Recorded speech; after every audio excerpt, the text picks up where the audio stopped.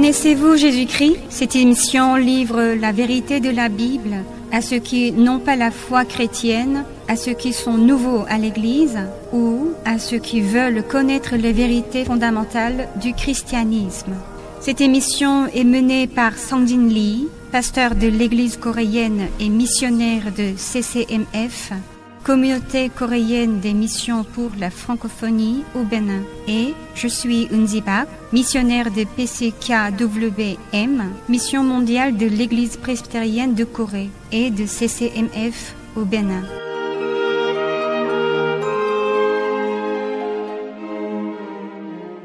Diverses hérésies travaillent autour de nous.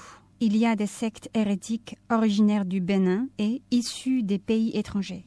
Jusqu'à présent, nous avons examiné des hérésies venues de la Corée parmi les hérésies étrangères. Aujourd'hui, nous allons traiter d'autres hérésies nées dans des pays étrangers. Bonjour, pasteur. Bonjour. Quelles hérésies allez-vous expliquer aujourd'hui?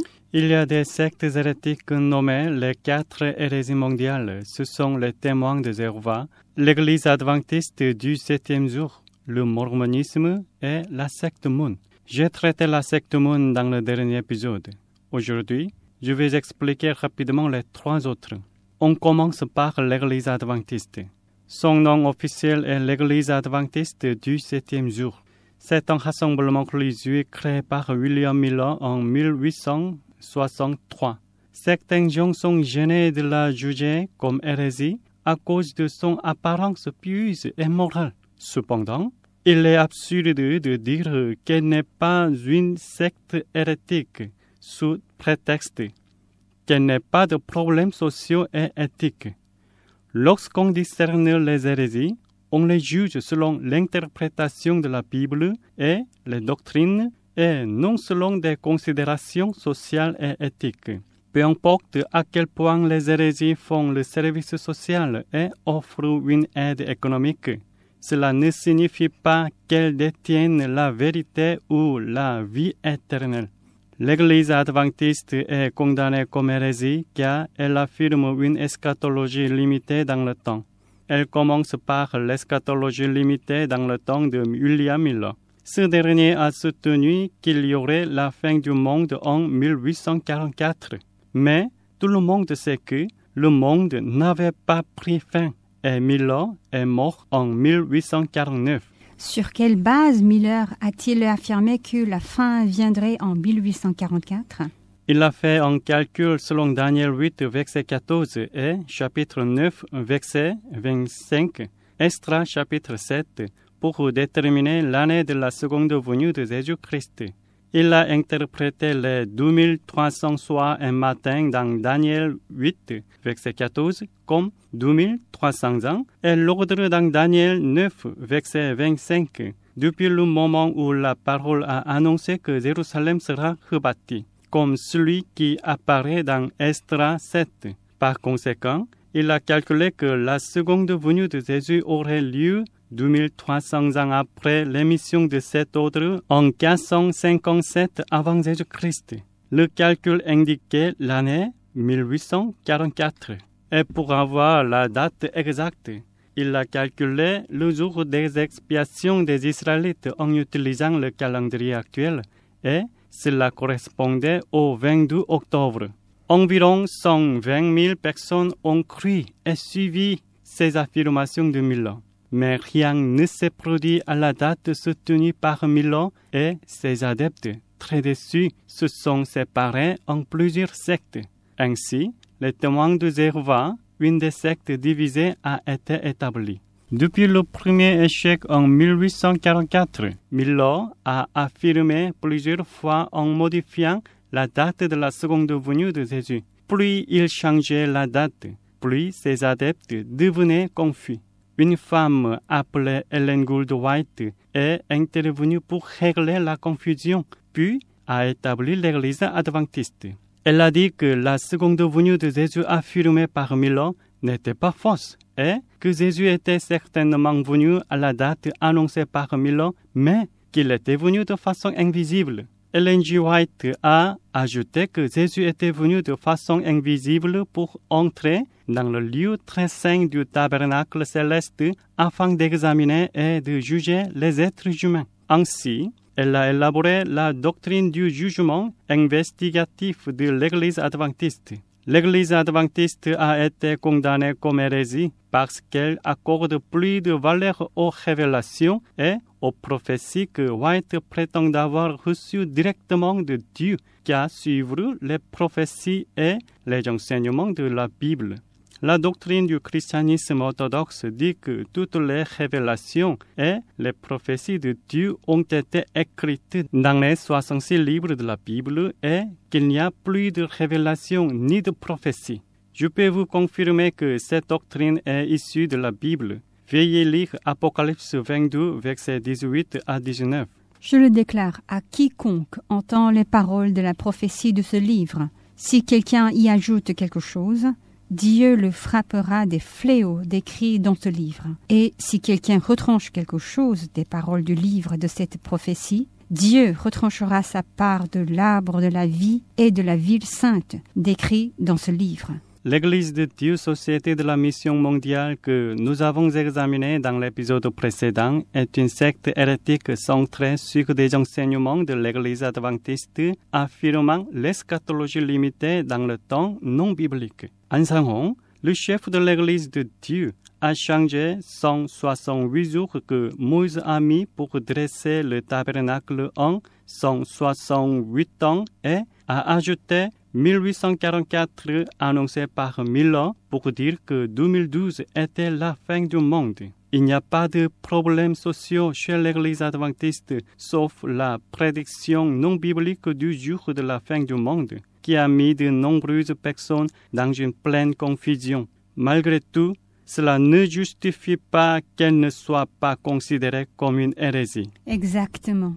Vous avez dit que nous devons discerner les hérésies, non pas avec les considérations sociales et éthiques, mais avec l'interprétation de la Bible et les doctrines. Pouvez-vous nous expliquer les fausses doctrines de l'Église adventiste? Elle affirme qu'il n'y a pas d'enfer et que le salut relève de l'obéissance absolue à la loi de l'Ancien Testament. Seuls les sauvés qui ont bien suivi la loi peuvent entrer dans le royaume des cieux éternels, nommé le royaume de la gloire. Dieu a donné la loi de l'Ancien Testament non pour dire que nous devons l'observer afin d'être sauvés, mais pour nous enseigner comment vivre comme le peuple de Dieu après avoir été sauvés. Le but de la loi est le suivant. Lisez s'il vous plaît Romains 3, verset 20, Galates 2, verset 16. Romains 3, 20. Car nul ne sera justifié devant lui par les œuvres de la loi, puisque c'est par la loi que vient la connaissance du péché.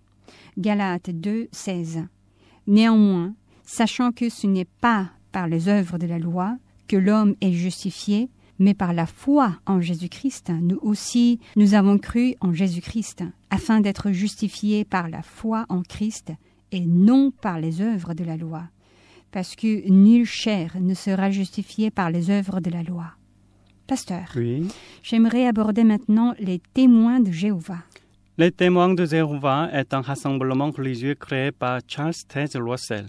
Le rassemblement a commencé sous le nom l'Association internationale des étudiants de la Bible au début de l'année 1870. Il a changé ensuite son nom en Témoins de Jéhovah dès l'année 1931. Russell avait peur de sa jeunesse, surtout de l'enfer.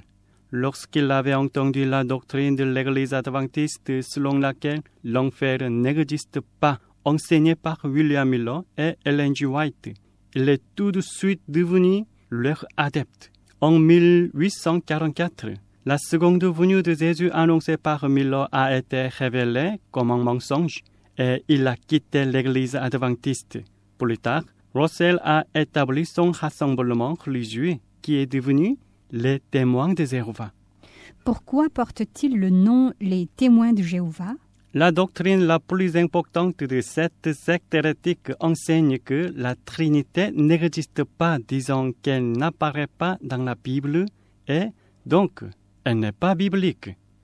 Elle affirme que seul l'Éternel Dieu est Dieu et que Jésus est une créature et l'archange Michel et que le Saint-Esprit n'est pas un Dieu ayant une personnalité, mais la force agissante de Dieu.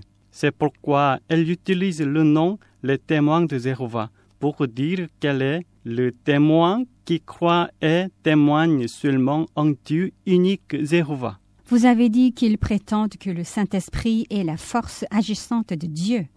Pourriez-vous nous expliquer en détail ce que cela signifie? Les témoins de Jéhovah utilisent leur réécriture de la Bible nommée la traduction du monde nouveau où ils ont présenté l'Esprit Saint comme la force agissante de Dieu. Ils disent que le Saint-Esprit n'est pas une divinité mais une force agissante qui opère comme les ondes de la radio ou de la télévision. Expliquez-nous encore d'autres doctrines qu'ils revendiquent. Ils affirment qu'il n'y a pas d'enfer et qu'une religion qui enseigne l'enfer diffame la réputation de Dieu.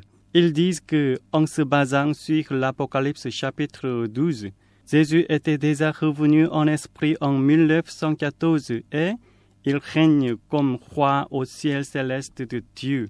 Ils disent que les humains n'ont pas d'esprit et que leur mort est simplement la mort du corps. Ils revendiquent que le salut relève absolument des obéissances à la loi de la Bible. Ils affirment aussi que les saints sauvés vivent dans le monde actuel et non dans le royaume des cieux.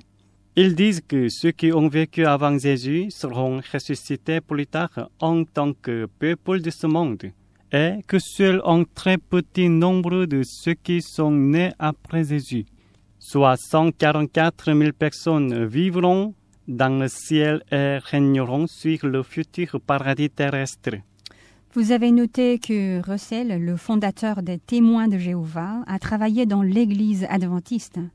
Je remarque que pas mal de dogmes établis par Russell sont similaires à ceux de l'Église adventiste. Il y a des parties similaires telles que le salut est possible uniquement en respectant la loi, l'esprit humain, le déni de l'enfer et l'eschatologie. Expliquez-nous si vous en connaissez d'autres doctrines qu'ils revendiquent. Parmi les doctrines qu'ils utilisent se trouve un livre intitulé « Nous vivrons éternellement au paradis sur terre ». Ils disent dans ce livre « Ce monde est le monde de Satan. Tous les gouvernements du monde ont été créés par Satan. Le système commercial du monde appartient aussi à Satan. » Ils affirment ainsi que nous devons continuer à lutter contre le monde et le gouvernement de Satan. Ils refusent donc de saluer le drapeau et ne chantent pas l'hymne national. Ils considèrent les fonctionnaires comme les esclaves de Satan. Par ailleurs, ils refusent le service militaire en raison de leur conscience. J'ai servi l'armée pendant 30 mois. En Corée, tous les hommes doivent faire leur service militaire. Alors, suis-je une personne sans conscience parce que j'ai servi l'armée? Tous les gens qui font leur service militaire dans le monde entier sont-ils les personnes sans conscience? On peut dire que leur refus du service militaire n'est pas consciencieux, mais plutôt, selon eux, une lutte contre le monde et le gouvernement satanique. Pasteur, oui? Je sais qu'ils refusent également la transfusion sanguine. C'est pourquoi, même après un accident mortel qui nécessite la transfusion sanguine, ils choisissent de mourir au lieu de l'accepter. Oui, vous avez bien dit. Ils ont établi une loi contre la transfusion sanguine selon leur interprétation des passages. Ne mangez pas de sang et évitez le sang. Par conséquent, même si une transfusion sanguine est nécessaire de toute urgence pour eux-mêmes ou pour un membre de leur famille, ils ne donneront jamais leur propre sang ni ne recevront celui de quelqu'un d'autre. Ils voient souvent la division au sein de leur famille, car ils pratiquent une mauvaise interprétation du passage de Matthieu 10, verset 36, qui dit « Et l'homme aura pour ennemi les gens de sa maison ».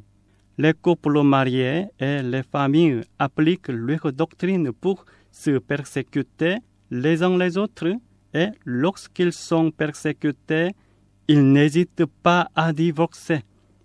Il y a aussi de nombreux cas où des gens quittent leur famille. Les témoins de Jéhovah tournent le dos au monde et mènent une vie anti-gouvernementale. Et tout en critiquant les autres églises existantes, ils restent dans leur propre royaume. Pasteur, Oui, j'aimerais passer maintenant au mormonisme. le mormonisme est un rassemblement lancé par Joseph Smith en 1830. Outre les 66 livres de la Bible, le livre de Mormon est aussi les saintes écritures pour le mormonisme. Le nom officiel est l'Église de Jésus-Christ des Saints des derniers jours. Expliquez-nous davantage le livre de Mormon. Pour simplifier, il s'agit d'un livre qui décrit les doctrines du mormonisme établies par les visions et les révélations faites à Joseph Smith. Il affirme qu'il y a longtemps, un homme nommé Mormon a gravé sur des plaques d'or les origines d'anciens habitants de l'Amérique et l'évangile que Dieu leur a donné. Les plaques d'or se trouvaient cachées quelque part et, un jour, un ange lui a montré l'emplacement des plaques. Or, l'ange est Moroni réincarné, le fils de Mormon. Le livre de Mormon actuel interprète et décrit ce qui était gravé sur les plaques d'or. Le mormonisme signifie aussi les personnes qui suivent les enseignements de Mormon.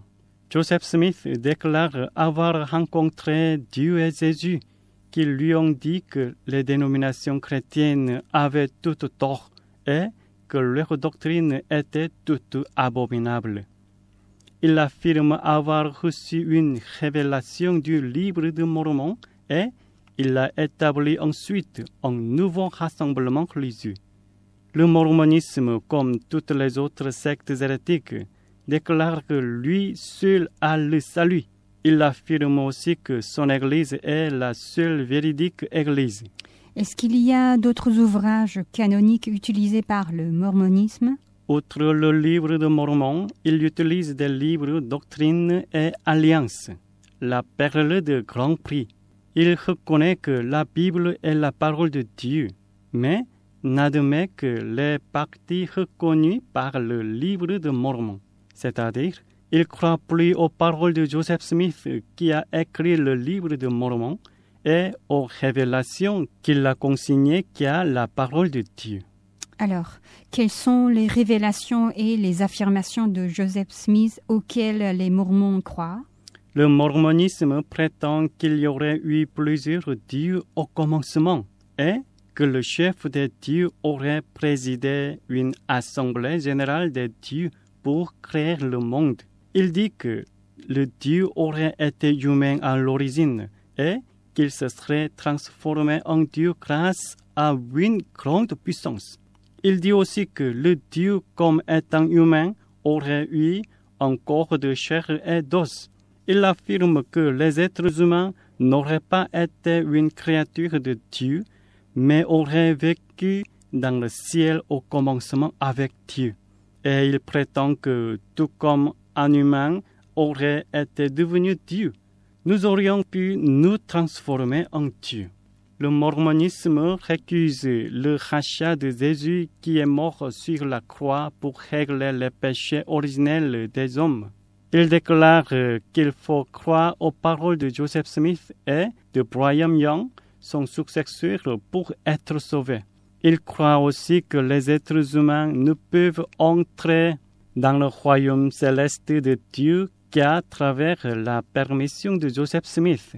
Il affirme que Jésus n'est pas l'égal de Dieu, mais qu'il n'est qu'un des dieux ou qu'un des esprits sataniques. Ce n'est qu'un rassemblement religieux plein de mensonges. Plus j'écoute leurs affirmations, plus je sens la colère monter. Cependant, il est nécessaire de les écouter pour reconnaître leur tromperie. Est-ce qu'il y a d'autres mensonges du mormonisme? Il prétend que Jésus se serait marié avec plusieurs femmes. Pardon? Quand et où dit-il que Jésus s'est marié? Le mormonisme dit que les noces à Cana dans Jean était la cérémonie du mariage de Jésus. Il dit que les femmes de Jésus sont Marie qui a versé du parfum sur Jésus, sa sœur Marthe et une autre Marie. Il dit même que Jésus avait des enfants avant sa mort. Pourquoi le mormonisme fait-il ces affirmations absurdes? Il transforme Jésus-Christ en un homme ordinaire afin de nous empêcher de le croire comme notre sauveur mort pour nous. C'est une stratégie de Satan. Le mormonisme regorge de toutes sortes de mensonges et nous approche avec un appât des cours d'anglais gratuits. Nous devons prendre garde à son piège pour ne pas apprendre ces doctrines mensongères à notre insu. Pasteur, Oui. Jusqu'à présent, nous avons traité diverses sectes hérétiques et je constate qu'elles travaillent en déguisant leur vraie identité. Y a-t-il un moyen qui peut discerner les hérésies? Oui, même s'il ne s'agit pas des doctrines hérétiques et de leurs preuves contraires, nous pouvons discerner les hérésies qui nous entourent à travers les caractéristiques générales qu'elles présentent. La plupart des hérésies déifient les êtres humains, à savoir leur chef. Elles se concentrent sur une personne spécifique à la place de Dieu Trinité et continuent à la diviniser. Les hérésies ne reconnaissent pas le Dieu Trinité. Elles affirment une partie du Père, du Fils et de l'Esprit ou égalisent le Dieu Trinité à un autre être. Elles nient la nature humaine ou divine de Jésus ou tous les dieux. Elles n'admettent pas une partie des 66 livres de la Bible ou tous les livres de la Bible entière, puis prétendent, en dehors de la Bible, les paroles non bibliques révélées par leur chef. Elles disent aux adeptes que le chef a reçu de nouvelles révélations inspirées de Dieu, autres que la Bible, et obligent à les suivre en prétendant que le chef est le prophète et le nouvel apôtre de notre époque. Mais bien-aimés, il ne faut jamais oublier qu'il n'y a plus de nouvelles révélations autres que les 66 livres de la Bible. Avant l'achèvement des 66 livres de la Bible, des prophètes ont prononcé les paroles de Dieu et les apôtres ont annoncé les enseignements de Jésus. Mais après que les paroles de révélation de Dieu ont été écrites dans les 66 livres de la Bible, Dieu n'a envoyé ni prophète ni apôtre. Si vous avez autour de vous des gens qui se présentent comme prophètes ou apôtres, éloignez-vous d'eux immédiatement. Ils souillent la vérité de la Bible et détruisent notre âme. Les hérésies prétendent qu'elles seules peuvent être sauvées et que seuls leurs adeptes pourront éviter le jugement de Dieu. Elles affirment une eschatologie imminente afin d'inquiéter des gens et de les empêcher de quitter. Elles trompent leurs adeptes en annonçant la date de la seconde venue de Jésus pour prendre leur bien. La Bible nous dit clairement, nul ne sait le temps du jugement de Dieu et de la seconde venue de Jésus. Seul Dieu le Père le connaît. Veuillez lire Marc 13, versets 24 à 27 et 32-33. Mais dans ces jours, après cette détresse, le soleil s'obscurcira, la lune ne donnera plus sa lumière, les étoiles tomberont du ciel, et les puissances qui sont dans les cieux seront ébranlées. Alors on verra le Fils de l'homme venant sur les nuées avec une grande puissance et avec gloire. Alors il enverra les anges, et il rassemblera les élus des 4 vents, de l'extrémité de la terre jusqu'à l'extrémité du ciel. Pour ce qui est du jour ou de l'heure, personne ne le sait, ni les anges dans le ciel, ni le Fils, mais le Père seul. Prenez garde, veillez et priez, car vous ne savez quand ce temps viendra. Quand j'étais petit, il y avait une hérésie qui a annoncé la date de la seconde venue de Jésus et qui a affirmé qu'il y aurait un enlèvement des fidèles ce jour-là. Elle a dit que Jésus reviendrait sur la terre le 28 octobre 1992 et que les fidèles seraient enlevés. Mais ce jour-là, rien ne s'est produit. Des gens qui avaient été trompés par ce mensonge et qui avaient travaillé pendant longtemps se sont dispersés en pleine nuit. Après cela, les personnes qui étaient actives dans l'hérésie avaient dilapidé tous leurs biens et leurs familles ont été divisées. Certaines personnes se sont même suicidées. Cette affaire a laissé de nombreuses séquelles à la société et à l'Église. S'il existe un rassemblement qui incite les fidèles en proposant la date de la seconde venue de Jésus, c'est une hérésie sans discuter, qu'il s'agisse d'une nouvelle dénomination ou qu'il appartienne à une dénomination existante. Je vous le répète, personne ne connaît la date de la seconde venue de Jésus. Même Jésus ne le sait pas. Seul Dieu le Père le sait. Pasteur, je pense qu'il y a des gens qui souffrent à cause de leurs membres de famille tombés dans l'hérésie. Il est écrit dans Tite 3,10 « Éloigne de toi, après un premier et un second avertissement, celui qui provoque des divisions. » Est-il raisonnable, selon ce passage, de nous éloigner après un premier et un second avertissement, même d'un des membres de notre famille, s'il insiste d'y rester? Honnêtement, pensez-vous qu'il y a des gens qui coupent les liens familiaux et s'éloignent les uns des autres, selon ces paroles? L'apôtre Paul a témoigné combien il désirait que ses frères et ses parents soient sauvés. Lisez s'il vous plaît Romains 9, versets 1 à 3. Je dis la vérité en Christ. Je ne mens point. Ma conscience m'en rend témoignage par le Saint-Esprit. J'éprouve une grande tristesse et j'ai dans le cœur un chagrin continuel.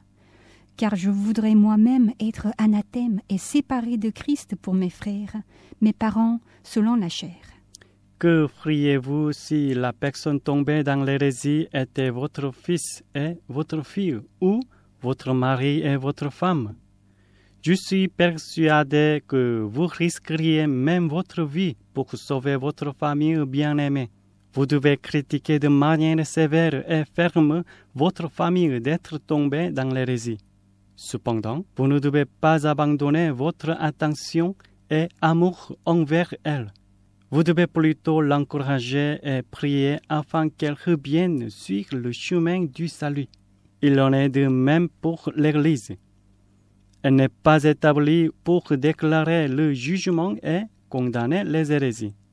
Au contraire, elle est là pour enseigner la vérité écrite dans la Bible et prêcher l'amour. Nous devons avoir de la compassion pour ceux qui sont tombés dans l'hérésie et les âmes perdues et leur dire que c'est dans l'Église qu'ils doivent retourner. Et quand ils reviennent, l'Église doit être un lieu qui les aime et les guérit comme s'ils étaient son propre corps. Il est fondamental de savoir ce qui est essentiel et ce qui est prioritaire. Je vous ai dit plusieurs fois et je vous le répète aujourd'hui, l'Église doit enseigner la Bible. Les pasteurs ne doivent pas enseigner uniquement quelques livres qu'ils aiment parmi les 66 livres de la Bible et les passages que leurs fidèles aiment entendre. Ils doivent enseigner les 66 livres de la Bible sans en manquer un seul, afin que nous ne soyons pas trompés par l'hérésie. Plus le temps passe, plus les hérésies se développent très vite. Il est difficile de connaître en détail d'innombrables hérésies. Cependant, tout comme un expert qui juge entre les produits authentiques et contrefaits, n'étudie que les produits authentiques. L'Église doit enseigner correctement la Bible, qui est la vérité éternelle, pour empêcher les fidèles d'être trompés par l'hérésie et pour protéger l'Église des attaques de l'hérésie. Connaissez-vous Jésus-Christ? Nous avons examiné jusqu'à présent diverses hérésies. Elles sont un rassemblement rempli de mensonges du début à la fin. Je prie pour vous afin que vous ne soyez pas être trompés par des mensonges de l'hérésie, qui n'est qu'un esclave du diable, et que vous gardiez votre foi. Pasteur, Oui. merci. Merci.